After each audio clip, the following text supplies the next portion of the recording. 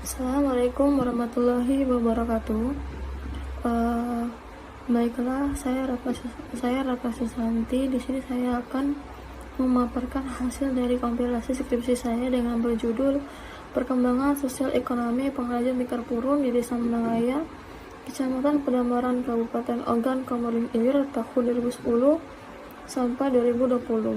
Sumbangan materi pada mata kuliah kearifan lokal di era Sumatera Selatan, Pendidikan Sejarah Universitas Sriwijaya.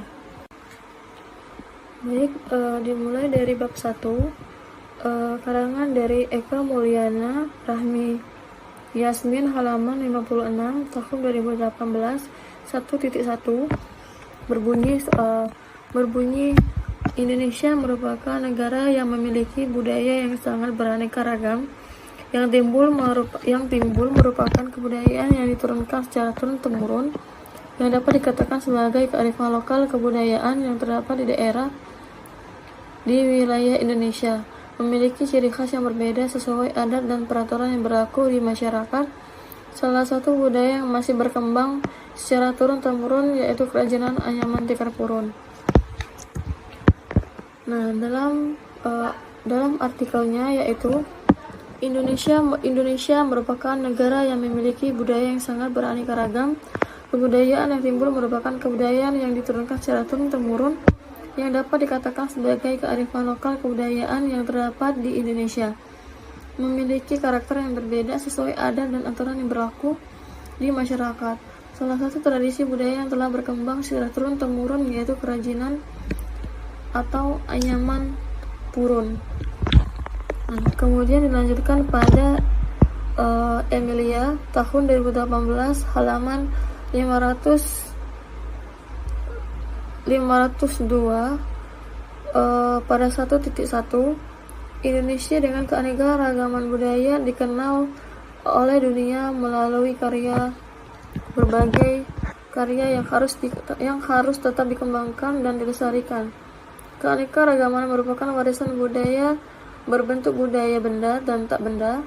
Adapun warisan budaya benda yaitu seni patung, seni ukir, seni kerajinan, dan aneka ragam batik. Sedangkan seni tari, seni musik, dan lainnya termasuk jenis warisan tak benda. Salah satu jenis kerajinan yang berkembang di Indonesia adalah kerajinan membuat atau menganyam tikar yang berbahan baku tumbuhan purun. Seni kerajinan ini berkembang di beberapa wilayah Indonesia, termasuk di wilayah Kecamatan Pedamaran, Kabupaten Ogan Komering Ilir, Sumatera Selatan. Adapun di jurnalnya yaitu Indonesia dengan keragaman budaya dikenal oleh dunia melalui berbagai karya yang harus tetap dikembangkan dan dilestarikan. Keanekaragamannya merupakan warisan budaya berbentuk budaya tak benda. Adapun budaya yang termasuk warisan budaya benda yaitu budaya seni patung, seni ukir, dan seni kerajinan seni lainnya. Sedangkan seni tari dan seni musik termasuk seni benda warisan benda. Salah satu jenis kerajinan yang berkembang di Indonesia adalah kerajinan membuat dan menganyam tikar yang berbahan baku tumbuhan purun. Seni kerajinan ini berkembang di beberapa wilayah Indonesia termasuk di wilayah Kecamatan Pedamaran, Kabupaten Ogan Komering Ilir. Kemudian dilanjutkan pada 1.3 yaitu dari Indonesia Go ID diakses pada 11 Januari 2022, yaitu sebagian besar dari bahan gambut masih terlihat jelas bentuk alasnya, terutama yang besar dari kayu dan daun, sedangkan hanya sebagian kecil saja berupa komponen tumbuhan yang bentuk tumbuhan asalnya sudah tidak lagi terlihat dengan jelas. Namun demikian, jika diamati lebih cermat lagi, ternyata bahan yang mendominasi gambut di Indonesia umumnya berasal dari kayu woody pet. Di samping itu, di antaranya beberapa tumbuhan yang tumbuh di lahan gambut, ada beberapa tumbuhan yang bisa dimanfaatkan sebagai bahan pembuatan anyaman seperti purun.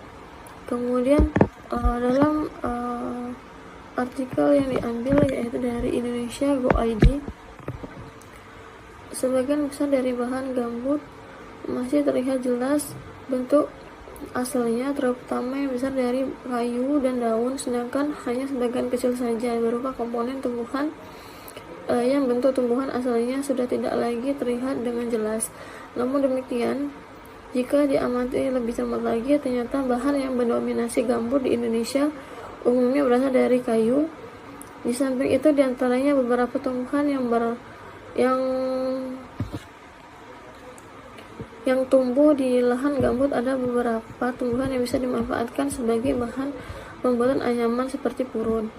Kemudian ada 1.4 yaitu karangan dari Muhammad Cahyana tahun 2009, halaman 8, yang berbunyi proses produksi pembuatan karya tulisan anyaman adalah proses yang diwariskan secara turun-temurun. Keunikan bahan baku seperti pandan, bambu, purun, enceng gondok, dan lainnya. Dalam hal ini termasuk kekhasan teknik pembuatan, yakni teknik dasar menganyam tradisional. Para pengrajin berhasil memproduksi berbagai jenis produk anyaman yang memiliki nilai guna yang elastis yang menarik untuk diteliti. Begitu pula pada jurnal yang saya ambil hampir sama seperti yang saya tulis di deskripsi, yaitu proses produksi pembuatan karya tradisional anyaman adalah proses yang diwariskan secara turun-temurun. Keunikannya yaitu bahan baku alam seperti pandan, bambu, enceng gondok, dan sebagainya. Dalam hal ini kekhasan teknik pembuatan yaitu teknik dasar menganyam tradisional. Para pengrajin berhasil memproduksi berbagai jenis anyaman dan produk lainnya yang memiliki nilai guna yang estetis yang menarik untuk diteliti. Mulai bab 2 yaitu 2.1 dari Rudi Irwansyah tahun 2020 halaman 54. Perkembangan adalah meningkatnya kemampuan dalam struktur dan fungsi organ tubuh menjadi lebih kompleks dan pola yang besar. Sebuah hasil suatu proses pematangan sehingga organ tersebut dapat menjalankan suatu fungsinya. Begitu pula pada bukunya yaitu Rudi Irwansyah tahun 2020 halaman 54. Perkembangan merupakan suatu meningkatnya kemampuan dalam struktur dan fungsi organ tubuh menjadi lebih sempurna dalam pola yang benar dalam hasil suatu proses pematangan sehingga organ tersebut dapat menjalankan suatu fungsinya. Kemudian dilanjutkan pada 2.2 yaitu dari Honggo Wiono tahun 2015 halaman 1. Perkembangan ialah suatu proses pertumbuhan yang memiliki sifat progresif dan bisa menyebabkan terjangkaunya perubahan kemampuan atau skill dan karakteristik fisikis individu yang baru, yang artinya dalam suatu perkembangan terdapat suatu perubahan yang terjadi. Dilanjutkan pada 2.3 menurut karangan dari Ali tahun 2006 halaman 458, sosial mengarah pada segala hal yang membahas tentang kegiatan masyarakatan, membantu sesama, bersedekah, membandingkan kegiatan umum, dan sebagainya. Hal ini dalam Kamus Besar Bahasa Indonesia tahun 2006. Kemudian dilanjutkan pada 2.6 yaitu dari Junaidi tahun 2013 halaman 54. Dalam hal ini pengertian sosial di dalam ilmu sosial mengarah pada objek masyarakat. Namun pada Departemen Sosial, pengertian sosial mengarah pada aktivitas yang bermaksud untuk memecahkan permasalahan yang terjadi di dalam masyarakat. Dalam hal ini, permasalahan mengacu pada kesejahteraan sosial. Dalam jurnal yang diambil yaitu Kehidupan Sosial Ekonomi Pedagang di Pasar Tradisional Pasca Relokasi dan Pembangunan Pasar Modern, yang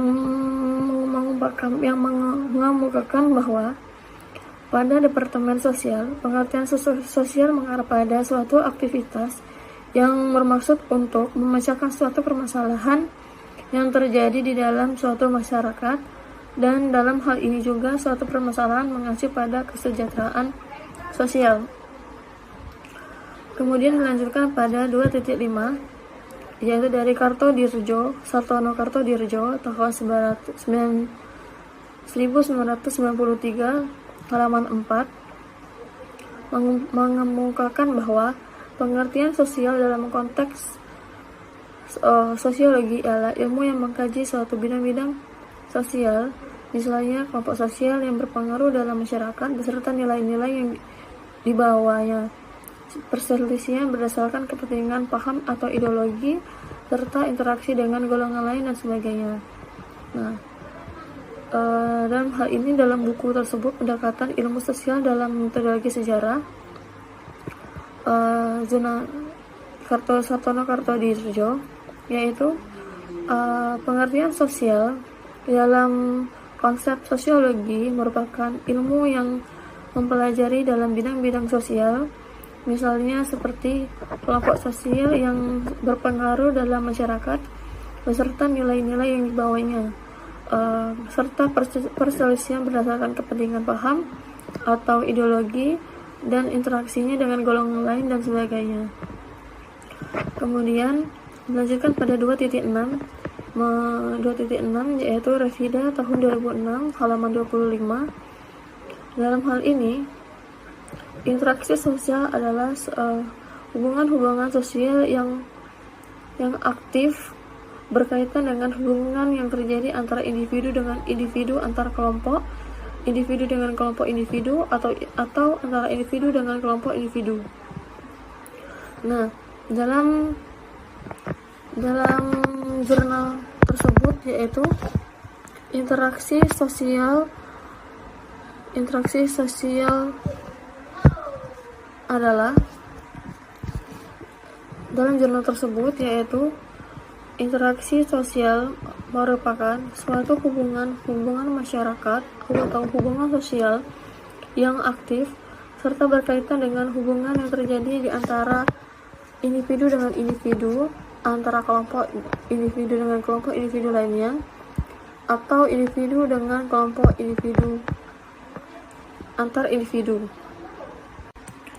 Kemudian dilanjutkan pada 2.7, yaitu Muhammad Dinar tahun 2018 halaman 1, yaitu ekonomi merupakan suatu ilmu sosial yang menjelaskan mengenai manusia yang memenuhi suatu kebutuhan manusia. Hal ini memiliki beraneka ragam. Sampai kebutuhan terpenuhi akan muncul kebutuhan lainnya. Kebutuhan ini bertambah akan terus berkembang biak dengan jumlah maupun kualitasnya mengikuti kemajuan peradaban manusia. Nah, dalam hal ini, dalam buku Pengantar Ekonomi dan Teori Aplikasinya oleh Muhammad Dinar tahun 2008 halaman 1, ilmu ekonomi merupakan suatu ilmu sosial yang menjelaskan mengenai suatu manusia yang memenuhi kebutuhan manusia. Dalam hal ini memiliki beraneka ragam. Satu kebutuhan terpenuhi akan muncul kebutuhan lainnya. Kebutuhan ini bertambah akan terus berkembang biak dengan jumlah maupun kualitas mengikuti suatu kemajuan peradaban manusia. Kemudian dilanjutkan dengan 2.8, yaitu dari Muhammad Dinar tahun 2018 halaman 2. Dalam hal ini, menurut Adam Smith, menjelaskan bahwa ekonomi merupakan suatu ilmu yang mempelajari perilaku manusia dengan usahanya guna untuk mengalokasikan sumber daya yang terbatas untuk mencapai suatu tujuan tertentu. Kemudian kalau dalam bukunya, yaitu Muhammad Dinar tahun 2018 halaman 2, dalam buku Pengantar Ekonomi, Teori dan Aplikasinya, yaitu menurut Adam Smith merupakan bahwa ekonomi suatu ilmu yang mempelajari atau perilaku manusia dalam usahanya guna untuk mengalokasikan sumber daya yang terbatas guna untuk mencapai suatu tujuan tertentu.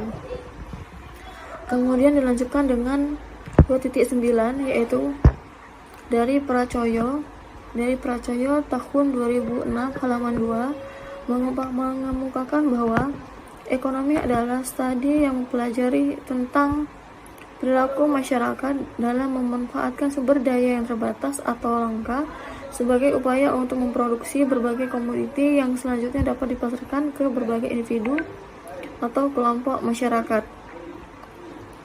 Kemudian dari dalam bukunya yaitu Aspek Dasar Ekonomi Mikro dari Pracoyo tahun 2006 halaman 2, yaitu ilmu ekonomi merupakan studi ilmu yang pelajari tentang perilaku masyarakat yang memanfaatkan sumber daya yang terbatas atau langka sebagai upaya untuk memproduksi berbagai komoditi yang selanjutnya dapat dipasarkan ke berbagai individu atau kelompok masyarakat.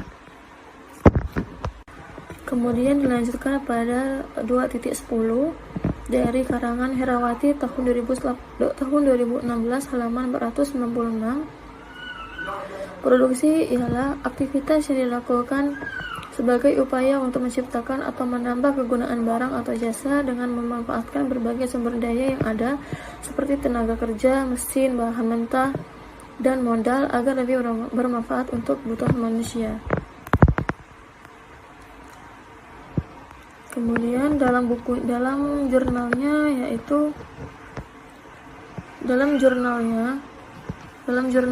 yaitu pengaruh kualitas bahan baku dan proses produksi terhadap kualitas produk pada UD Tahu Rosidi Puspan Maron Probolinggo mengemukakan bahwa produksi merupakan suatu aktivitas yang dilakukan sebagai upaya untuk menciptakan atau menambahkan kegunaan barang atau jasa guna untuk memanfaatkan berbagai sumber daya yang ada seperti tenaga kerja, mesin, bahan mentah, dan modal agar lebih bermanfaat untuk suatu kebutuhan manusia. Kemudian dilanjutkan dengan 2.11 yaitu karangan dari Putra tahun 2012 halaman 48, yaitu produksi ialah barang yang dihasilkan oleh sebuah perusahaan atau industri dalam suatu permintaan industri bagi naik dan turunnya produksi. Maka sangat berpengaruh apabila permintaan hasil produksi meningkat, maka produsen cenderung untuk meningkatkan produksinya, yaitu dari tikar purun. Nah, dalam jurnal yang diambil yaitu dengan judul Pengaruh Nilai Investasi, Nilai Upah, dan Nilai Produksi terhadap Penyerapan Tenaga Kerja pada Industri Mebel di Kecamatan Pedurungan Kota Semarang, yaitu oleh Ricky Eka Putra tahun 2012 tahun 48 halaman 48, yaitu produksi merupakan barang yang dihasilkan oleh sebuah perusahaan atau industri dalam suatu permintaan industri bagi naik dan turunnya produksi, yang akan sangat berpengaruh apabila suatu permintaan hasil produksi yang meningkat, maka produsen cenderung untuk meningkatkan suatu produksinya, yaitu tikar purun. Kemudian dilanjutkan pada 2.12 yaitu pada Sinta tahun 2011 mengemukakan bahwa pemasaran merupakan suatu proses manajerial yang terarah yang dilakukan agar seorang individu atau kelompok dapat memperoleh kebutuhan atau keinginan mereka dengan cara memproduksi, mempromosikan, dan memasarkan suatu produk yang bernilai, atau dapat pula berarti segala aktivitas yang berkaitan dengan proses penyampaian produk atau jasa dari produsen ke konsumen. Kemudian dalam buku yang saya ambil yaitu Manajemen Pemasaran oleh Agustina Sinta, yaitu tahun 2011 halaman 2. Pemasaran ialah suatu proses manajerial yang terarah yang dilakukan oleh seseorang individu atau kelompok dapat memperoleh kebutuhan dan keinginan mereka dengan cara memproduksi, mempromosikan, dan memasarkan suatu produk yang bernilai, sehingga dapat pula berarti segala aktivitas yang berkaitan dengan suatu proses penyampaian produk atau jasa dari produsen ke konsumen. Kemudian dilanjutkan pada 2.13 yaitu dari Priyangani dari tahun 2013 halaman 1 sampai 2, yaitu pemasaran merupakan suatu proses sosial dan manajerial yang membuat seseorang individu atau kelompok mendapatkan apa yang mereka butuhkan dan inginkan melalui penciptaan dan pertukaran produk dengan pihak lain, menurut Philip Kotler dan Armstrong. Nah, dalam jurnalnya yaitu memperkuat manajemen pemasaran dalam konteks persaingan global dari Priyangani tahun 2013 halaman 1 sampai 2, yang menjelaskan bahwa pemasaran merupakan suatu proses sosial dan manajerial yang membuat seseorang, individu atau suatu kelompok yang mendapatkan apa yang mereka butuhkan dan apa yang mereka inginkan melalui penciptaan dan pertukaran produk dengan pihak-pihak lain. Kemudian dilanjutkan pada 2.14 yaitu Sinta tahun 2011 halaman 3, yaitu melakukan kegiatan pemasaran. Ada beberapa hal yang harus diperhatikan, yakni tujuan, kebijaksanaan, dan strategi yang digunakan. 1. Menghilangkan ketidakpastian di masa yang akan datang jika terdapat perubahan-perubahan disebabkan keadaan di dalam perusahaan maupun di luar perusahaan yang tidak pasti. 2.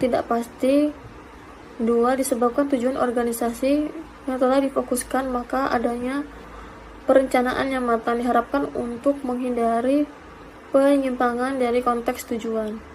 Yang ketiga yaitu memperhitungkan biaya-biaya kegiatan secara ekonomis untuk menghindari suatu kerugian. Nah, dalam buku yaitu manajemen pemasaran yaitu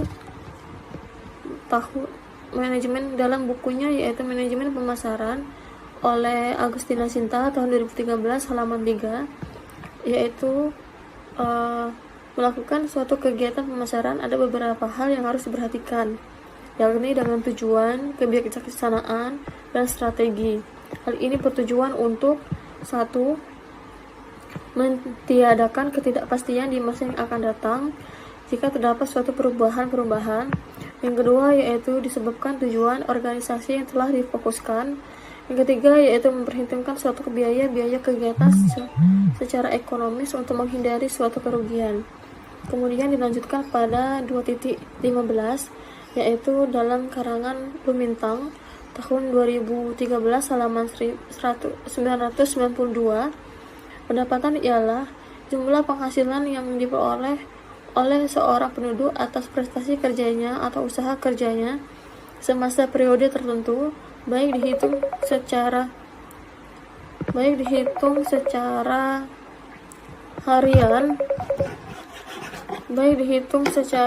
harian, mingguan, bulanan, atau tahunan. Aktivitas usaha akan menghasilkan pendapatan berupa nilai uang yang didapat dari hasil pemasaran produk dan dikurangi biaya yang telah dikeluarkan. Dalam karangan Lumintang tahun 2013 halaman 992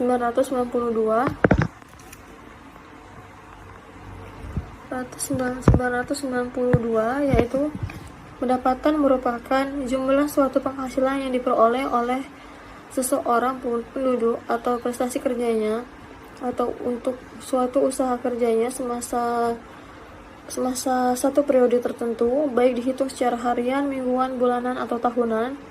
Dan aktivitas suatu usaha akan menghasilkan suatu pendapatan yang berupa nilai uang yang didapat dari hasil pemasaran produk dan dikurangi biaya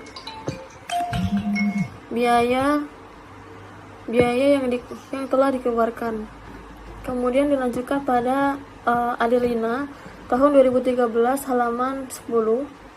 Pendapatan ialah segala penghasilan daerah dalam bentuk bertambahnya aktiva dan menurunnya hutang yang berasal dari beragam sumber yang diperoleh dari periode tahun anggaran. dalam jurnalnya yaitu dalam Adelina tahun 2013 halaman 10, pendapatan merupakan suatu penghasilan daerah dalam bentuk bertambahnya suatu aktiva dan menurunnya hutang yang berasal dari beragam sumber di dalam periode tahun anggaran. Dilanjutkan pada 2.17 oleh Saifuddin tahun 2015 halaman 129. Keterampilan ialah kemampuan seseorang dalam melaksanakan atau mengerjakan suatu hal dengan baik. Dengan demikian, keterampilan kerajinan merupakan kemampuan dalam membuat produk kerajinan dengan baik sehingga mudah dan cepat dikarenakan sering atau terbiasa dalam melakukan suatu kegiatan tersebut. Dalam jurnal yang didapat yaitu Ahmad Saifuddin tahun 2015 halaman 129 2.17, keterampilan merupakan suatu kemampuan seseorang dalam melaksanakan atau mengerjakan suatu hal dengan baik. Maka dengan demikian, keterampilan kerajinan merupakan kemampuan dalam membuat produk kerajinan dengan baik sehingga mudah dan cepat yang dikarenakan sering atau terbiasa dalam melakukan suatu kegiatan tersebut. Kemudian dilanjutkan pada 2.18 oleh Della Lala Mawar tahun 2016 halaman 4. Keterampilan ialah sebuah kemampuan dalam mengoperasikan suatu pekerjaan secara lebih mudah dan tepat, sehingga dalam hal ini cenderung lebih mengarah pada suatu aktivitas psikomotor. Dalam jurnalnya yaitu pengaruh pendidikan keterampilan basic skill terhadap karir untuk keinginan berpindah kerja. Dengan hal ini mengemukakan bahwa keterampilan ialah suatu kemampuan dalam mengoperasikan pekerjaan secara lebih mudah dan tepat, sehingga hal ini lebih cenderung mengarah pada suatu aktivitas psikomotor. Kemudian dilanjutkan pada 2.19 pada Alfarizi tahun 2016 halaman 176. Kerajinan merupakan hasil dari suatu proses produksi yang melibatkan suatu keterampilan manual dalam membuat benda-benda kebutuhan hidup yang dirancang untuk tujuan fungsional atau kegunaan serta memiliki nilai keindahan tersendiri. Dan suatu perusahaan yang kecil yang membuat suatu barang-barang yang sederhana akan mengandung suatu unsur seni. Dalam jurnalnya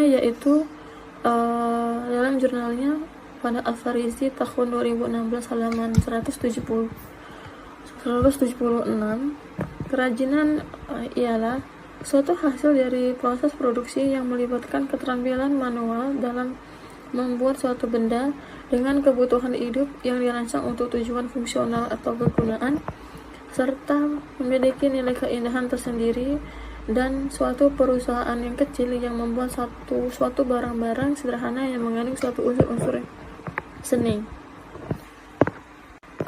Dilanjutkan pada 2.20 oleh Wasi Suprapto tahun 2019 halaman 47. Purun Elakharis dulcis adalah sejenis tumbuhan semak yang tumbuh di daerah rawa. Secara geografis, wilayah desa Menang Raya berada di dataran rendah dan rawa. Kondisi ini menyebabkan tumbuhan purun banyak dijumpai di daerah ini. Jumlah vegetasinya yang melimpah membuat masyarakat tergerak untuk memanfaatkan purun menjadi produk-produk kerajinan yang cantik yang bernilai ekonomis tinggi, serta pengelolaan purun sendiri dilakukan dengan tetap memperhatikan ekologi purun. Masyarakat menjaga ekologi purun karena mampu memberikan dampak sosial dan ekonomi bagi masyarakat. Kemudian dalam jurnalnya yaitu dalam Wasis Suprapto tahun 2019 halaman 47, Purun Elakharis dulcis merupakan suatu jenis tumbuhan semak yang tumbuh di daerah rawa. Secara geografis, wilayah Menang berada di dataran rendah dan rawa. Kondisi ini yang menyebabkan suatu tumbuhan purun banyak dijumpai di daerah tersebut.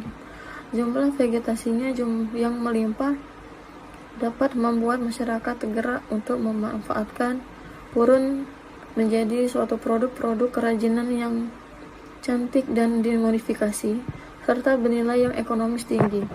Pengelolaan purun itu sendiri dilakukan dengan tetap memperhatikan suatu ekologi purun. Masyarakat menjaga ekologi purun karena mampu memberikan dampak sosial dan ekonomi bagi masyarakat. Kemudian dilanjutkan pada 2.21 oleh Eka Mulyana tahun 2017 halaman 148, yang itu kerajinan anyaman merupakan suatu hasil kegiatan membuat suatu barang dengan cara menganyam bahan-bahan tertentu yang disertai ketekunan, ketelitian, dan kecakupan yang mempunyai nilai-nilai keindahan. Menganyam merupakan suatu kesibukan yang memberikan pengalaman menyenangkan baik dari orang tua maupun yang masih muda. Hal itu bukan saja dibuang, tetapi juga karena pekerjaan menganyam itu sendiri merupakan penggunaan waktu yang senggang, sehingga dapat menciptakan daya cipta atau kreativitas tidak nampak yang menonjol atau tidak memproduksi tempat penting karena kemungkinan yang dapat diperoleh dari bahan baku tersebut sangatlah terbatas. Kemudian dilanjutkan pada 2.22 oleh Bambang Priyayatno tahun 2009 halaman 20. Kerajinan anyaman tikar purun ini sudah ada sejak zaman nenek moyang mereka, dan produknya sampai sekarang sudah sangat dikenal oleh masyarakat lokal maupun luar daerah Kecamatan Pedamaran.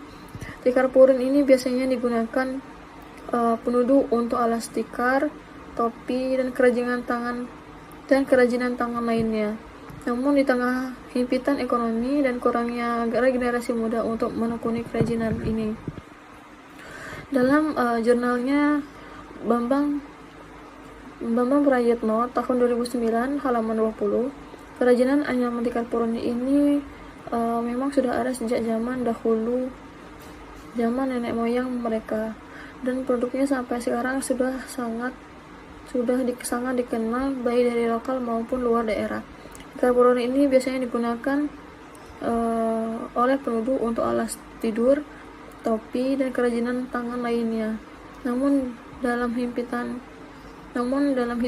ekonomi dan kurangnya regenerasi muda untuk menekuni kerajinan ini, sangat kurang untuk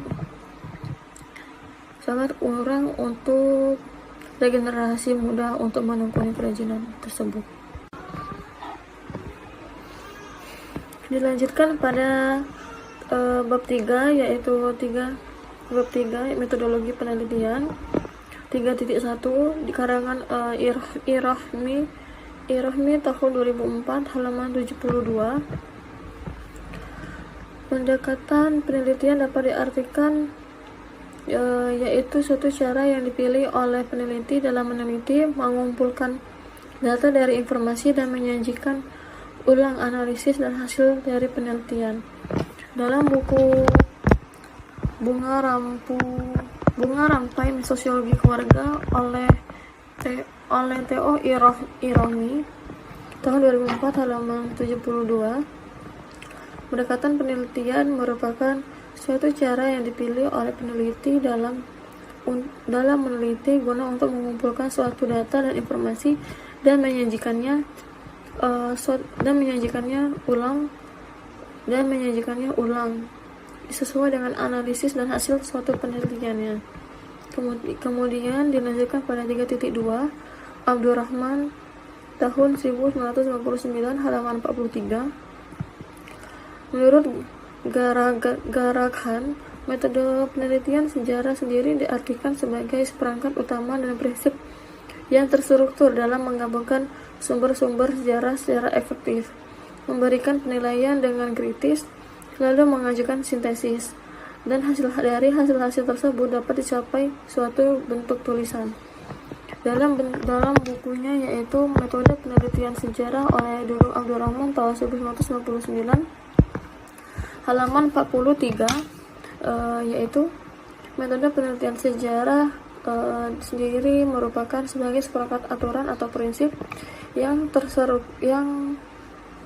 terstruktur dalam menggabungkan sumber-sumber sejarah secara optimal, memberikan penelitian dengan kritis, lalu mengajukan sintesis dan dari hasil-hasil yang telah dicapai dalam bentuk tulisan. Kemudian Goldstack tahun 1983 halaman 32 3.3, metode penelitian sejarah juga dapat diartikan sebagai proses menganalisis dan memeriksa kesaksian dan sumber-sumber sejarah lainnya agar dapat mendapatkan data yang asli dan dapat menjadi kisah sejarah yang bisa dipercaya. Dan Goldstack ini adalah Mengerti Sejarah. Buku Mengerti Sejarah ini karangan Goldstack tahun 1983 halaman 32.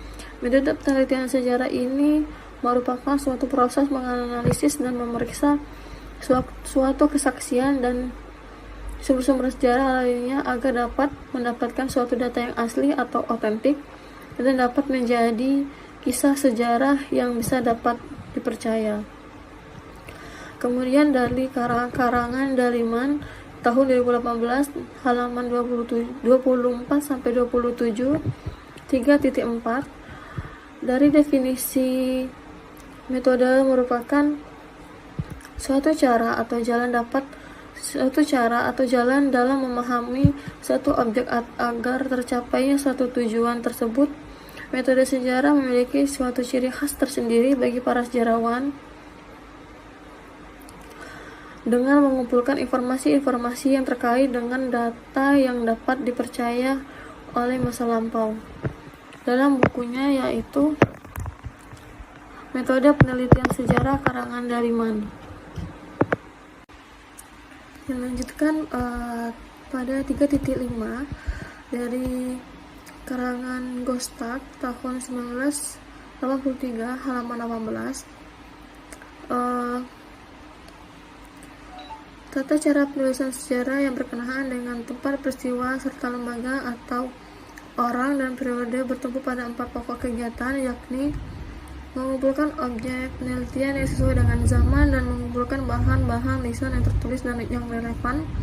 2. Menyingkirkan sumber-sumber penelitian yang tidak asli, membuat kesimpulan atau kesaksian yang dapat diyakini kebenarannya mengenai sumber-sumber penelitian yang otentik. Dan yang keempat yaitu menyusun sumber-sumber yang telah diperoleh menjadi kisah sejarah atau penyajian penelitian sejarah yang bermakna dan dapat dipercaya. Kemudian dilanjutkan pada 3.6 oleh karangan Irwanto dan Syair tahun 2014 halaman 55. Tahap pertama dalam penulisan sejarah ini adalah heuristik. Heuristik berkenaan dengan pencarian sumber-sumber sejarah yang akan kita tulis. Kemudian dilanjutkan pada 3.7 oleh karangan Daliman tahun 2012 halaman 28. Heuristik adalah suatu kegiatan yang menghimpun sumber-sumber sejarah, yaitu dilakukan dengan cara menghimpun dan mengumpulkan data melalui studi perpustakaan dengan cara menelaah berbagai sumber tertulis yang erat kaitannya dengan permasalahan yang diteliti.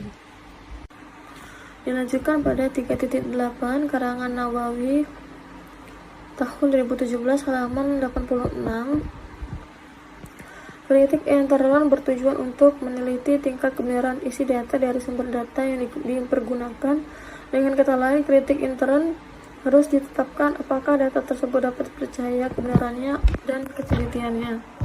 Menurut bukunya yaitu Metode Penelitian dalam Bidang Sosial, Haji Hadari Nawawi tahun 2007 halaman 86.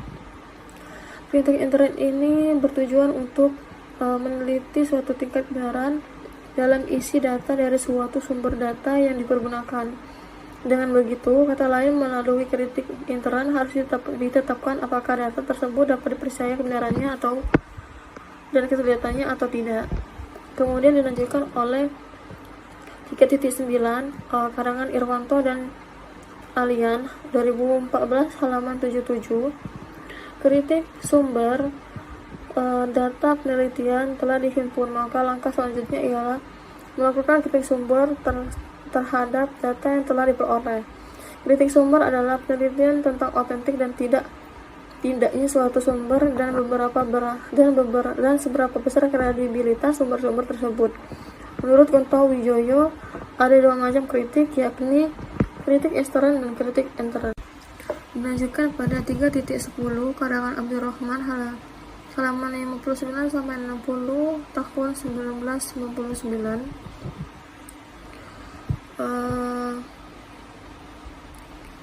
Kritik ekstern ini berkenaan dengan seleksi persoalan asli tidaknya suatu sumber. Jika sumber yang berbentuk dokumen tertulis, maka hal yang harus diteliti ialah kertas, gaya tulisan, tinta yang digunakan, kalimat, ungkapan tata, cara tulisan, bahasa, kata-kata, bentuk huruf, dan bentuk penampilan luarnya yang lain, apakah sesuai dengan zaman ketika dokumen itu diterbitkan atau tidak. Otentitas dokumen tersebut dapat diuji minimal dengan pertanyaan 5W plus 1H, yakni kapan sumber tersebut dibuat, di mana sumber tersebut dibuat, siapa yang menulis sumber tersebut, dan siapa yang membuatnya, dari bahan apa sumber tersebut, dan apakah bentuk sumber tersebut itu asli. Dalam buku Abdurrahman, Dudung Abdurrahman, yaitu metode penelitian sejarah. Kemudian dilanjutkan oleh 3.11 buku Daliman karangan Daliman tahun 2012 halaman 71. Kritik intern adalah kritik yang berkenaan dengan persoalan kredibilitas dari sumber yang didapat, apakah dapat dipercaya atau tidak. Oleh sebab itu, kritik intern ini lebih banyak berupa isi tentang narasi yang disampaikan dalam sumber-sumber tersebut. Dalam bukunya yaitu metode penelitian sejarah. Dilanjutkan pada 3.12 oleh Irwanto dan Syair halaman 87, yaitu kritik intern merupakan sumber yang otentik, asli, dan keutuhannya terjamin. Penelitian secara intrinsik dari suatu sumber dan studi komprehensif dari berbagai sumber data yang diperlukan dalam penulisan, maka dapat mengkritisi dan membandingkan hal yang dilakukan untuk mendapatkan data yang valid sehingga dapat menyajikan data yang subjektif, yaitu dari buku Metodologi dan Sosiologi Sejarah dari Irwanto dan Syair. Kemudian dilanjutkan oleh Abdurrahman tahun 1999 halaman 63 3.13 dalam buku Metode Penelitian Sejarah, yaitu kritik eksternal lebih fokus pada isi deskripsi sumber yang disampaikan. Adapun berkaitan dengan sumber lisan, jika ingin teruji kredibilitasnya sebagai fakta sejarah, maka harus memenuhi syarat-syarat yang terdiri dari satu syarat-syarat umum, dua syarat-syarat khusus dalam buku Metode Penelitian Sejarah. Kemudian dilanjutkan pada 3.14 ini karangan dari Abdurrahman tahun 1999 halaman 64, yaitu interpretasi dasar atau analisa, mengemukakan bahwa setelah melaksanakan kritik sumber, maka langkah selanjutnya yang peneliti lakukan ialah interpretasi. Data interpretasi atau penafsiran sejarah dikenal dengan istilah analisis data. Analisis sejarah. Analisis bermakna menguraikan dan secara berlainan dengan sintesis dan yang bermakna menyatukan. Namun sintesis analisis dianggap sebagai metode utama dalam proses interpretasi. Menurut Bihofer mengemukakan bahwa analisis sejarah dilaksanakan dengan tujuan untuk melakukan suatu sintesis dan sejumlah fakta yang didapat sumber-sumber sejarah. Kemudian fakta teori disusun ke dalam interpretasi yang menyeluruh dalam buku metode penelitian sejarah. Kemudian dilanjutkan oleh historiografi pada 3.15 menurut Abdurrahman tahun 1999 halaman 67. Historiografi merupakan tahap terakhir dari metode sejarah. Ialah melakukan historiografi sejarah. Historiografi sejarah ialah cara penulisan pelaporan untuk pemaparan hasil kajian sejarah yang sudah dilakukan. Kemudian dilanjutkan pada 3.16 oleh Irwanto dan Syair halaman 159 dari tahun 2014, yaitu mengemukakan bahwa dalam sejarah berhasil tidaknya seseorang sejarawan dalam tulisannya tergantung pada kecakapannya dalam menganalisis dan menggabungkan data keahliannya mengungkapkan sikap dari perilaku sejarah, vitalitas dan ketajaman intuisi atau instingnya dalam menelusuri jalan pikiran berbagai arah kelompok atau bangsa yang dikaji dan ditulis. Kemudian dilanjutkan oleh 3.17 dalam Kunto Wijoyo dalam karangan Irwanto dan Syair. Sebagai langkah terakhir dalam metode sejarah adalah historiografi. Historiografi sendiri memiliki dua makna. Yang pertama, historiografi berasal dari penulisan sejarah, dan yang kedua yaitu historiografi sejarah penulisan atau historical writing dalam buku metodologi historiografi sejarah. Kemudian dilanjutkan pada 3.18. 3.18 ini dari karangan Abdurrahman halaman 67 tahun 1999. Historiografi adalah cara penulisan atau pemaparan ataupun pelaporan hasil mengenai penelitian sejarah yang telah dilakukan. Di dalam penulisan hasil penelitian sejarah hendaknya dapat memberikan gambaran yang jelas mengenai proses penelitian mulai dari fase perencanaan atau fase awal sampai dengan fase terakhir, yakni penarikan kesimpulan. Kemudian dilanjutkan pada 3.19. 3.19 menurut Kartodirjo tahun 1993 halaman 132 dalam buku Pendekatan Ilmu Sosial dalam Metodologi Sejarah. Secara metodologis, pendekatan ekonomi menggunakan konsep ekonomi dengan pola distribusi, alokasi produksi, dan konsumsi yang melibatkan suatu sistem sosial masyarakat di dalamnya, yang artinya dalam kegiatan ekonomi pasti melibatkan suatu aktivitas manusia di dalamnya. Kemudian dilanjutkan pada 3.20 oleh Kartodirjo tahun 1993 halaman 132 dalam buku Pendekatan Ilmu Sosial dalam Metodologi Sejarah.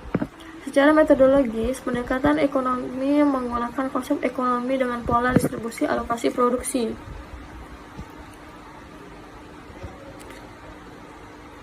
Alokasi produksi dan konsumsi yang melibatkan sistem sosial masyarakat di dalamnya.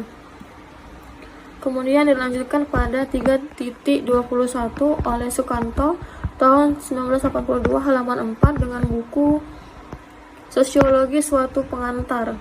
Pendekatan sosiologi merupakan peneliti segi sosial dan peristiwa yang dikaji seperti golongan sosial, nama, yang mana berperan serta hubungan dengan golongan atau suatu kelompok dengan konflik berdasarkan kepentingan ideologi atau sebagainya. Sosiologi berasal dari kata Latin socius yang berasal dari pertemanan atau kawan, dari kata Yunani atau logos yang berarti kata yang atau bicara. Jadi sosiologi dapat diartikan sebagai berbicara mengenai masyarakat. Kemudian dilanjutkan pada 3.22. 3.22 ini dari Kartodirjo tahun 2016 halaman 3, yaitu dengan buku sejarah sosial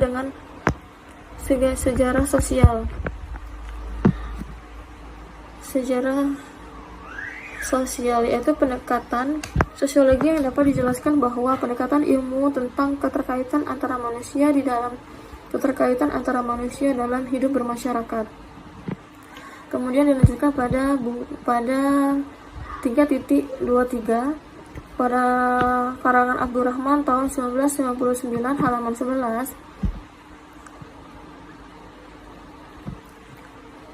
Pendekatan sosiologi ini digunakan untuk menjelaskan suatu kejadian pada masa lampau, maka di dalamnya akan terungkap aspek-aspek sosial dan peristiwa yang diteliti. Konstruksi sejarah dengan pendekatan sosiologi dapat dikatakan sebagai sejarah sosial, sebab dalam pembahasannya terdiri dari hubungan sosial, golongan sosial yang berperan, konflik berdasarkan pelapisan sosial dan kepentingan peranan dan status sosial dan sebagainya. Kemudian dilanjutkan pada 3.23 lanjutan sebelumnya, yaitu konstruksi sejarah dengan kegiatan sosiologi dapat dikatakan sebagai sejarah sosial, sebab pembahasannya terdiri dari jenis hubungan sosial golongan sosial yang berperan, konflik berdasarkan pelapisan sosial dan berkepentingan peranan dan status sosial dan sebagainya. Kemudian dilanjutkan pada 3.24 karangan Kartodirjo tahun 1993 halaman 130, buku pendekatan ilmu sosial dalam metodologi sejarah. Setiap peristiwa sejarah mencangkup lingkup spasial dan temporal. Kedua hal tersebut menjadi faktor yang membatasi suatu gejala sejarah sebagai unit atau kesatuan tanpa di mana peristiwa sejarah terjadi mengarah pada dimensi geografis, kemudian kondisi geografis dan membatasi tempat peristiwa sejarah itu berlangsung.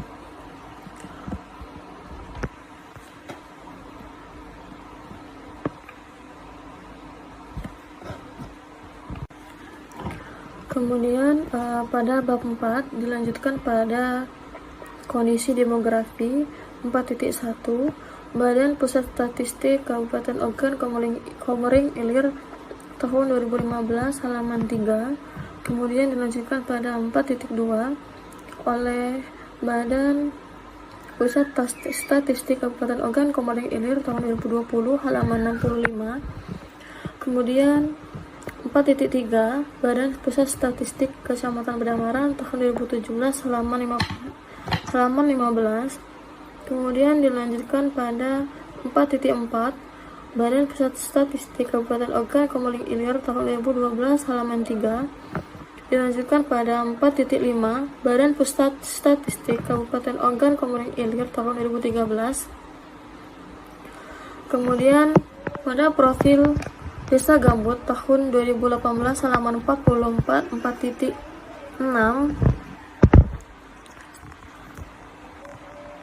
Dalam hal ini keadaan pemerintahan Desa Menang Raya. Sektor pemerintahan di Desa Menang Raya ini berpengaruh di bidang politik adalah pemerintahan desa atau kepala desa.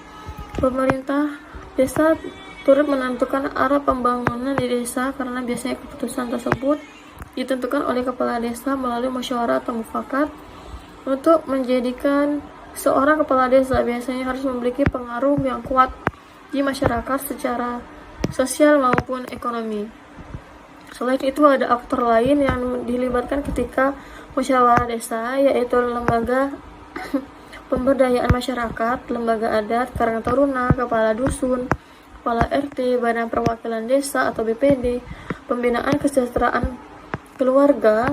Bila ada jalan buntu saat musyawarah, maka akan ada pemungutan suara terbanyak. Kemudian dilanjutkan pada 4.7 profil gambut tahun 2018 halaman 42, yaitu BPD yaitu Badan Perwakilan Desa, mempunyai fungsi menetapkan peraturan desa bersama kepala desa, menampung dan menyalurkan aspirasi masyarakat.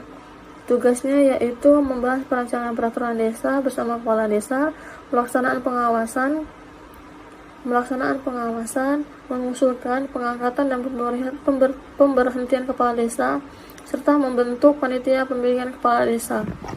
Kemudian dilanjutkan pada 4.8 yaitu profil desa gambut tahun 2018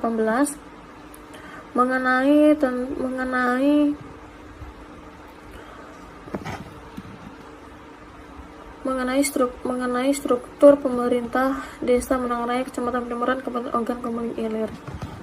Kemudian dilanjutkan pada 4.9 yaitu dari Badan Pusat Statistik Kabupaten Ogan Komering Ilir tahun 2020 halaman 133 sampai 134 yang meliputi keadaan agama desa Menang Raya, Kecamatan Pemeran, Kabupaten Ogan Komering Ilir. Kemudian dilanjutkan pada 4.10 karangan dari Teguh Triyanto tahun 2015 halaman 113 yaitu keadaan tingkat pendidikan penduduk desa Menang Raya.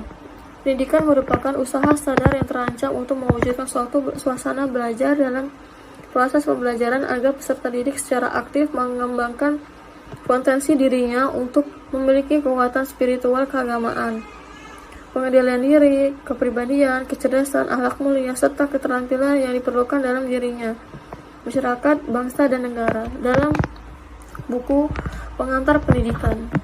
Kemudian dilanjutkan pada 4.11 oleh Rekso Hadiprojo tahun 2010 halaman 153 sistem produksi kerajinan tikar purun di desa Menang Raya.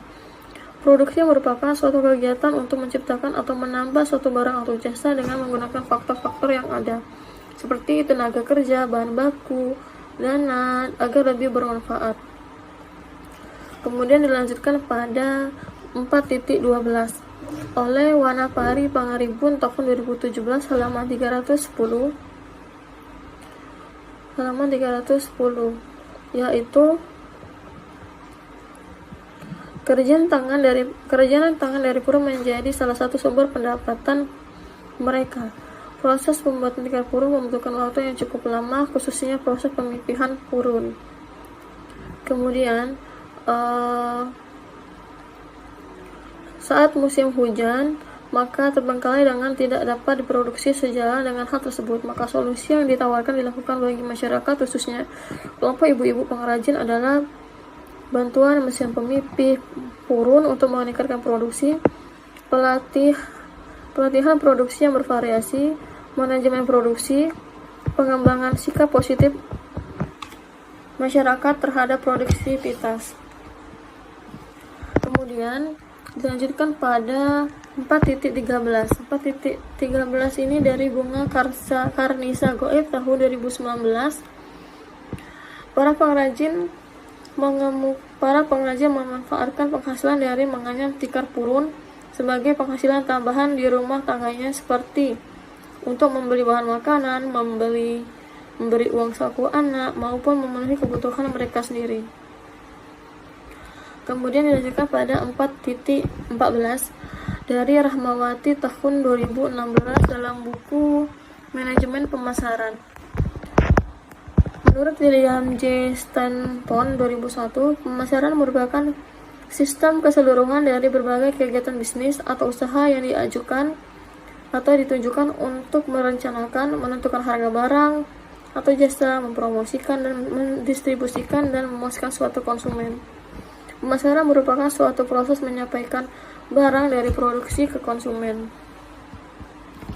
Kemudian dilanjutkan pada 4.15, yaitu dari Ferry Christian Han tahun 2018 halaman 629 pada jurnal analisis pengakuan pendapatan dan beban pada PT Bank Perkreditan Rakyat Prisma dan Dana Manado. Pendapatan adalah suatu arus masuk aktiva atau peningkatan lainnya atas aktiva atau penyelesaian kewajiban etentis dari pengiriman barang, pemberian jasa atau aktivitas lainnya yang merupakan operasi utama atau operasi sentral perusahaan.